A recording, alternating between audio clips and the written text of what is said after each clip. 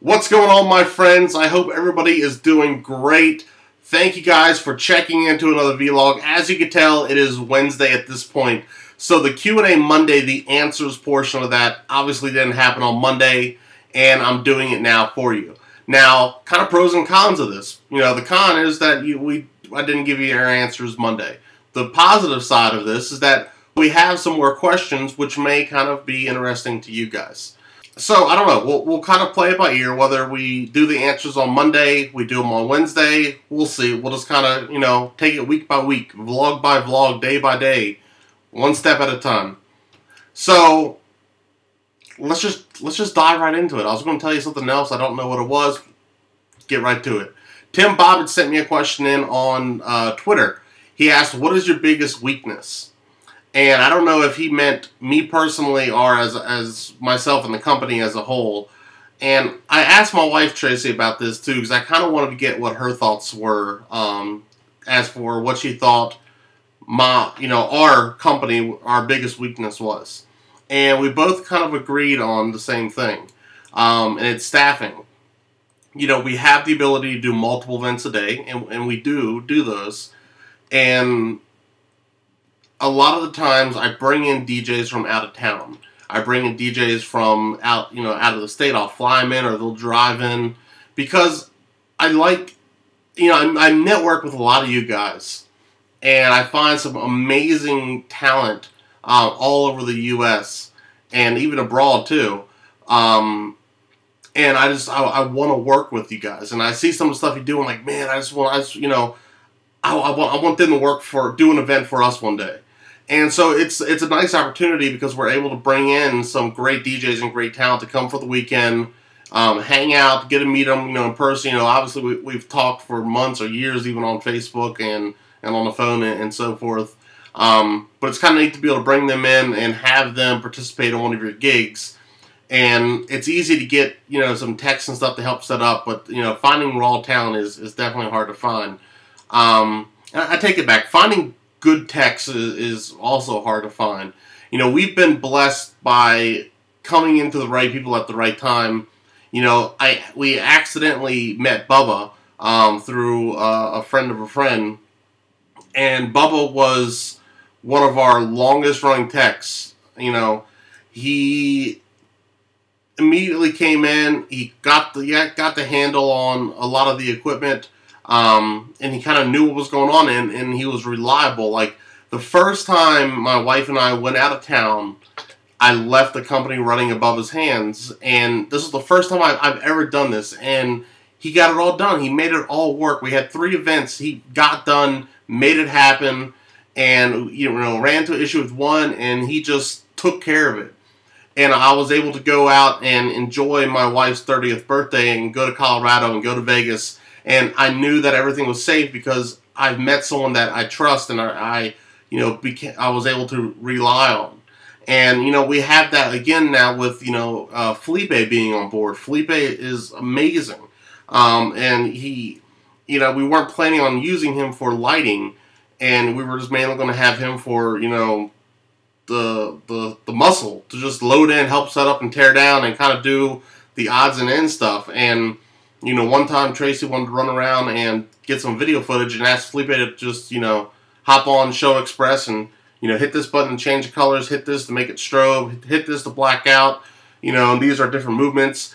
And, I mean, it was amazing. Like, I knew they were going to switch off real quick, and I was mixing. All of a sudden, I saw the lights do all this stuff, and I'm like, holy cow, like, he's able to pick up with the beat of the music and realize when the music is supposed to change, and when the build-ups are happening, and when the drops are happening. I was like, we need to get you on lighting. Like, you have the natural ability to be able to pick up on the highs and lows and the energy of the music and translate that into lights or into lighting. And so Felipe kind of has taken over the role of our lighting. I work with him on programming scenes. He'll work with me during the week for a bar gig or a wedding or whatever it may be. And in the process, he'll be like, hey, I've been thinking, I saw this when I went to this concert, and I kind of like what the lights are doing this. So then, I'll go and I'll either program it or show him how to do it. So he's been a great asset. You know, we have another one of our techs, Jeff. You know, he's been with us for a while too, and it's just, you know, it's finding reliable people that you can count on. But even more so, it's finding the reliable people that you can count on, and the people that will give you 100%. And we have had people that we use, and we still have some people that we use that give us 50%, but you got to push them for the extra 70, but you'll never see the other 30%. And that's one of the hardest things, is that, you know, I like people that are self-sufficient or self-motivated. So when if we're breaking down and we finish one task, I don't have to constantly keep thinking about, okay, what what is he doing? Do I need to have him do something else? Is he doing something? Like, the people that automatically know, okay, hey, look, I just finished this. Obviously, this needs to get done, and they're always doing something, or they're always asking, okay, I'm done. What's next? And you know, we picked up 2 students at one of the local high schools that we did their prom at, to help us set up and load in for an event, and they were just like, they worked really well to get loaded in and get kind of things lined up ready to go, that we said, hey, you know, do you want to stay the rest of the night, or do you want to come back and help tear down?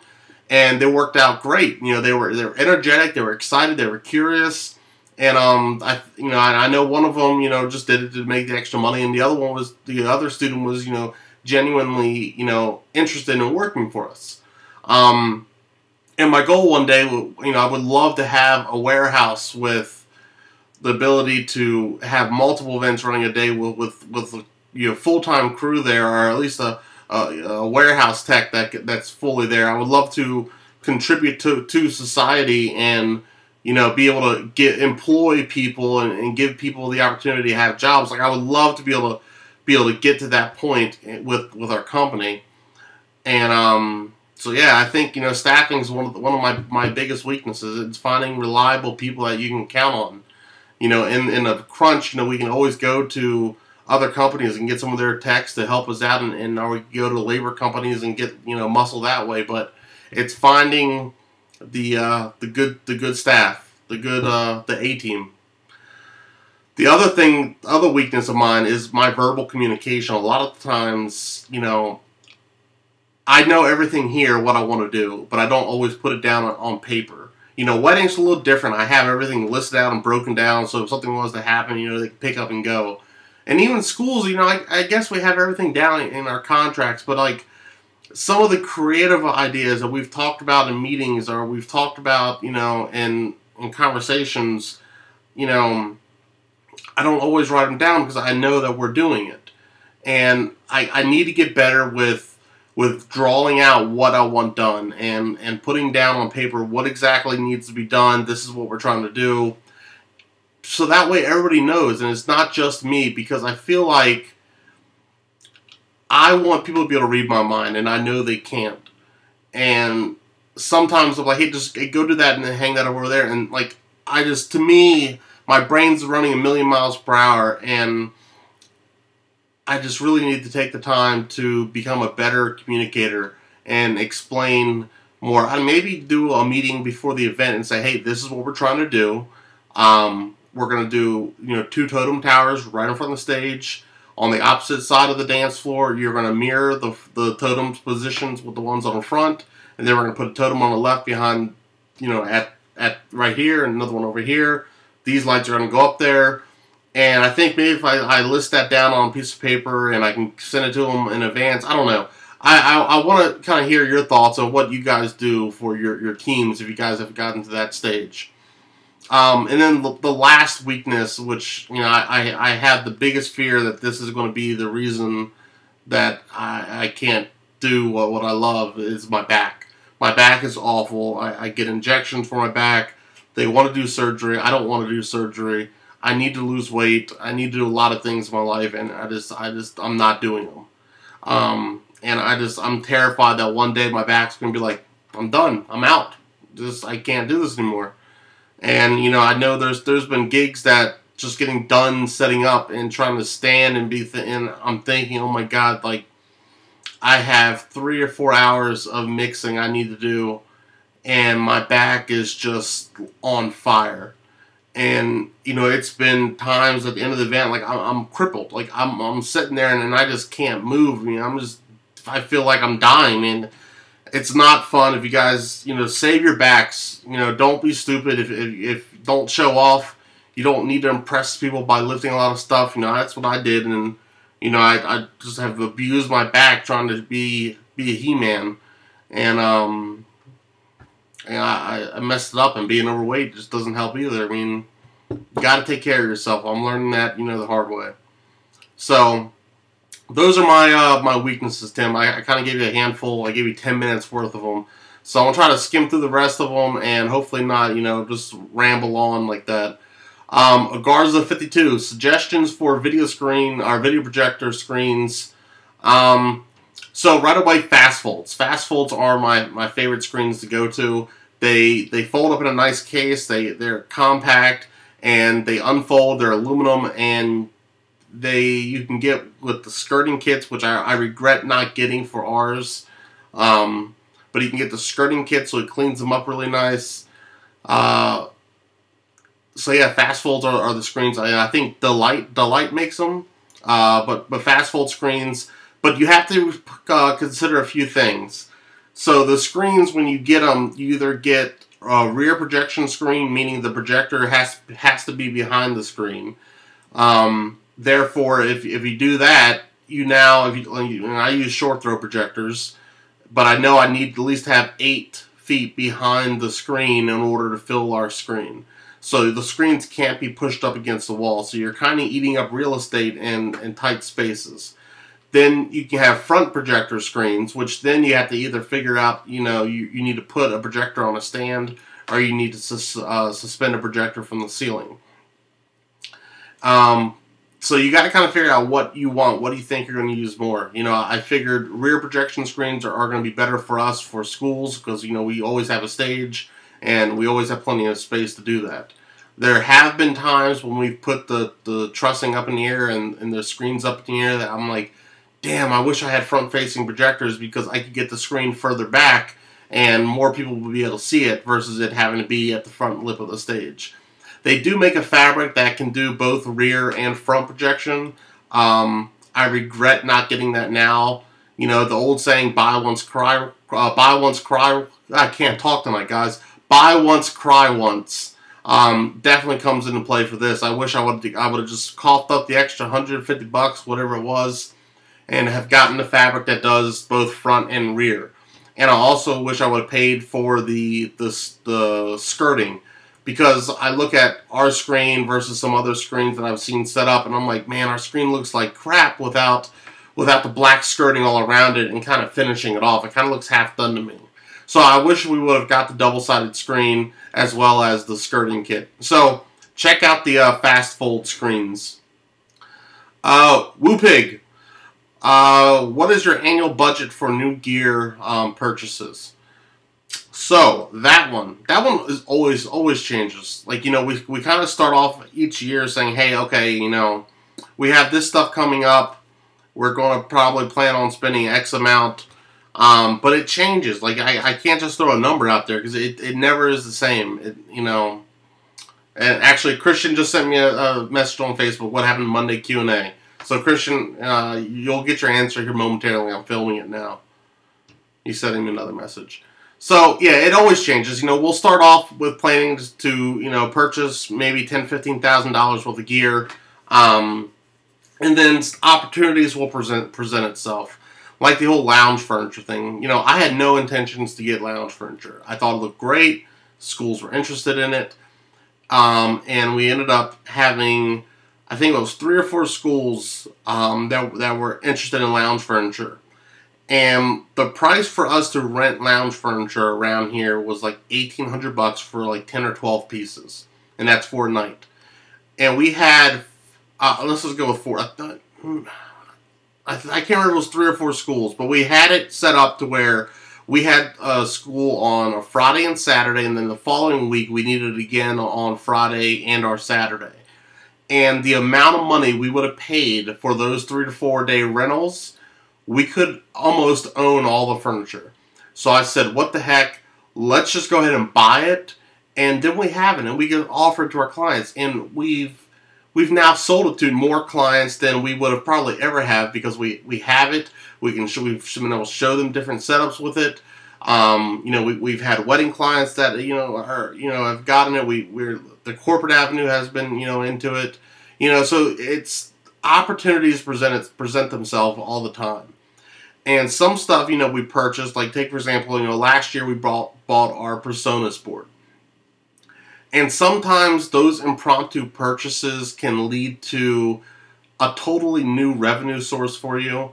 They can open up the door to do some different things that you may not have, even considered going down that road.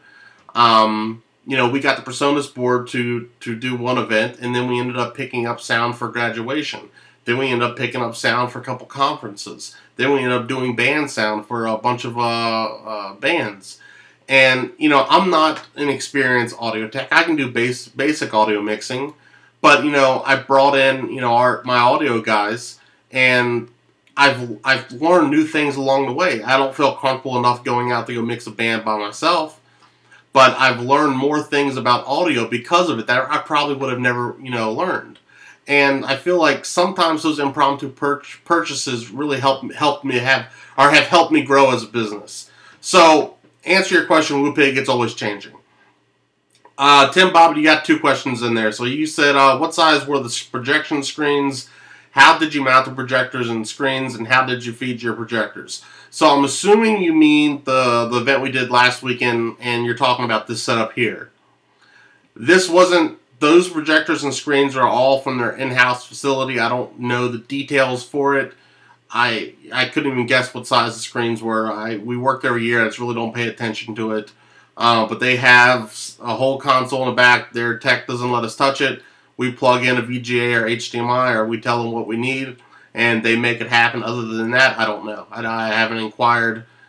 I know they just redid the entire system this year because it was all brand new screens. They went to the 16:9 ratio screens versus the 4:3 ratio screens they've had before. So I can't really give you answers for that, Tim. Sorry. Rockstar DJK&A. How are you able to successfully sell schools on doing bigger and more elaborate dances? I have a school now I've been doing for a while who has no interest in doing anything more than they are now as far as lighting and staging because of the cost.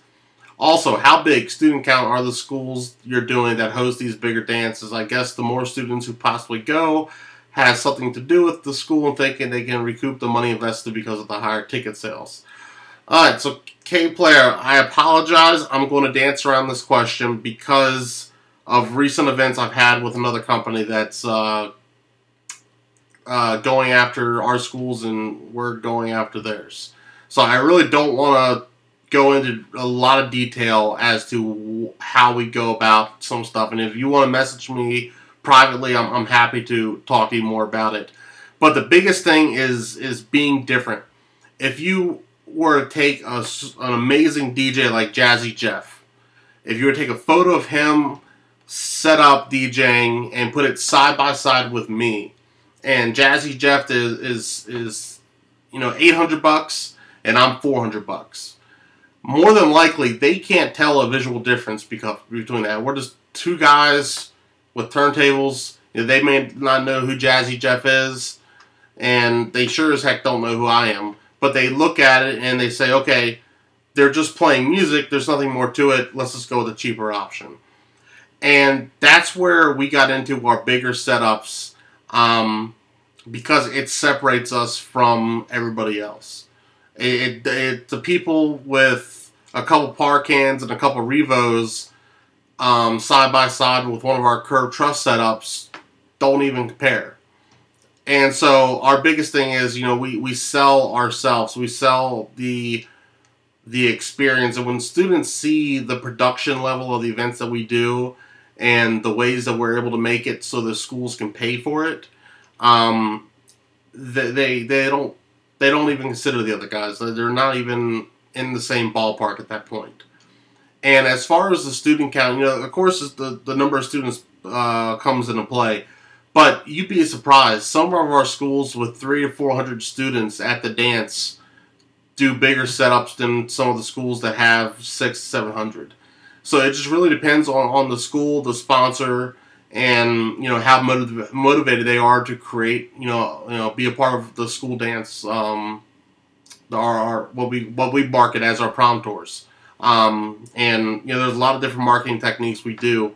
And like I said, if you want more details on this, I'd be happy to talk to you. I just really don't want to tell my friendly competition what we do. So I'm sorry to dance around that, but hopefully that kind of gives you an idea. Panita. DJ Services, what cheap wireless mics do you recommend, and what's a cheap moving head? I'm trying to get good equipment at low prices since I'm starting off my company. Alright, so the old saying, cheap doesn't mean good, definitely stands. I would suggest looking into some cheap Shure microphones. I don't know what they have. As far as moving heads, a lot of those have come down in price. Some of like the Inno style beams or the Pocket, I think the Pocket series that American DJ has. But really, if you're just getting started, I wouldn't even worry about moving heads. I'd pick up just some more effects lights and par cans and kind of start building your lighting from that way, or from that direction. As far as the microphones, again, I would check Shure. I know, you can get some off-brand microphone, but you're going to get off-brand results. I mean, Shure has been phenomenal for us. There's always Audio-Technica. There's Sennheiser. We have Line 6 microphones as well, but it varies. I don't know what cheap is to you. Cheap microphones to us are like $600 or $700.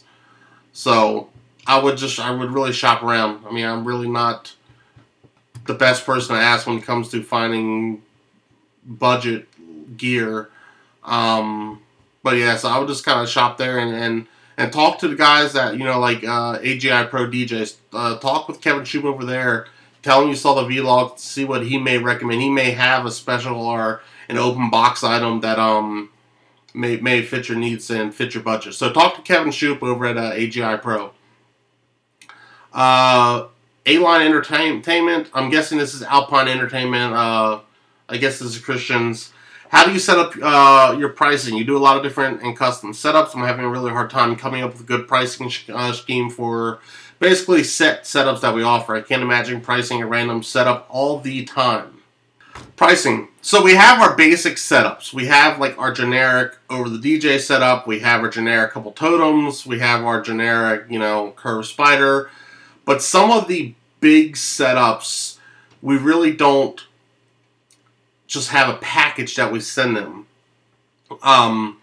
We kind of talk to the school, and these are the schools that we've built a relationship with, that they have a great rapport with us, and we know what their budget usually entails.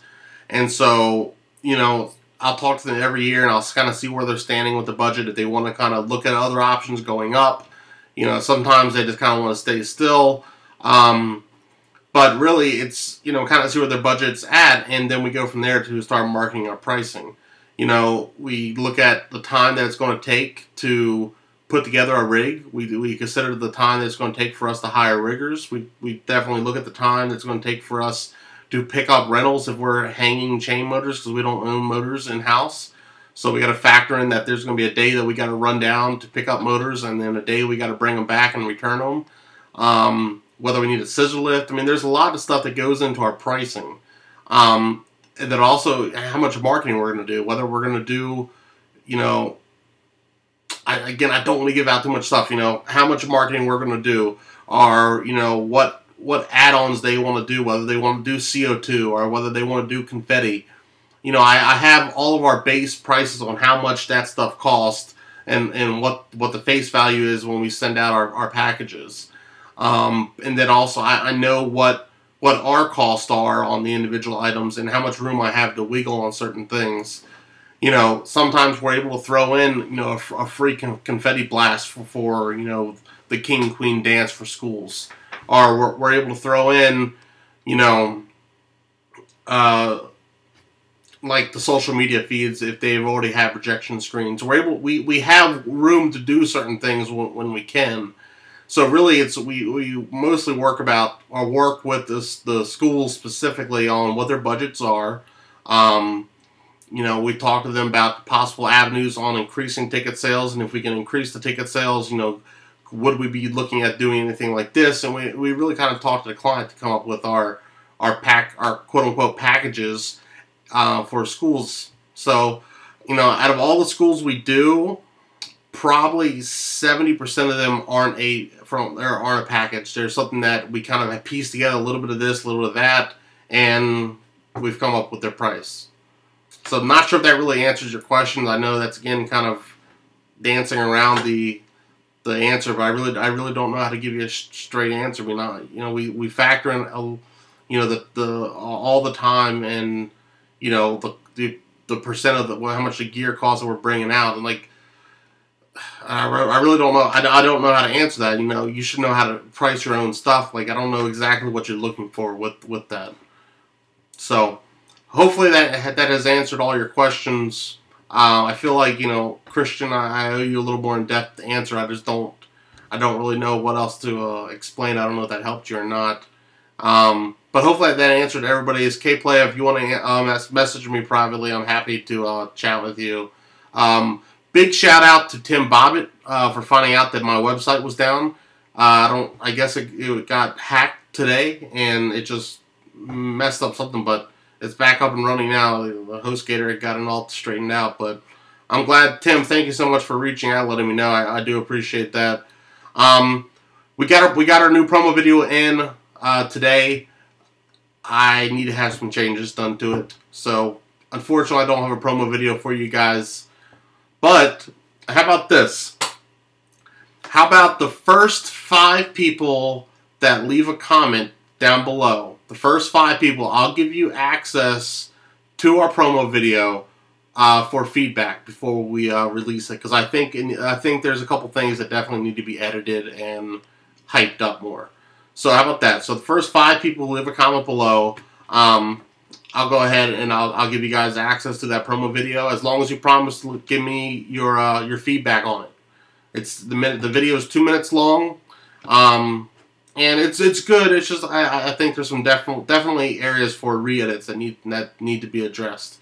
So that's it. If you guys have anything else, leave it in comments below. Thank you guys so much. I know this has turned into a 30-minute vlog, but I appreciate it. And guys, remember, if anything you do in life, just remember one thing: there's no dreams that are too big to chase. Take care. See ya.